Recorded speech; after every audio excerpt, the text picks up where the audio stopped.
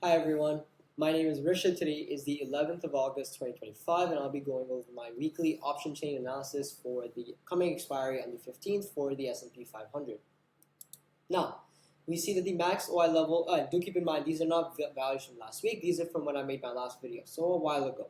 The max OI level has increased, so has for the CE and PE. Quantity is higher in CE. The changes means for the change in quantity, the CE quantity has decreased, whereas the PE quantity has increased. So far we have a positive, and a negative. The short squeeze is higher in CE, that's positive. The PCR is lower than before, but still above 1, which means it's positive. Implied volatility is higher, and historical volatility is higher as well, that's 2 negatives. RSI is higher, that's positive. There's no divergence, that's positive. MACD is positive, and the DMI is bullish, which is positive. ADX is decreasing, which is negative. ATR is decreasing, which is positive. Both EMAs are increasing, that's 2 positives. Pivot point, I don't have last week's number, so I've just kept it as neutral, and the candlestick is neutral so far.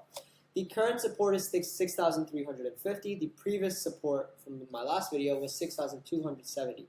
So 6,350 and 6,270. The current resistance is 6,400, and the previous resistance, was 6,300. And the overall prediction is that the S&P 500 goes up. Now that's all for this video.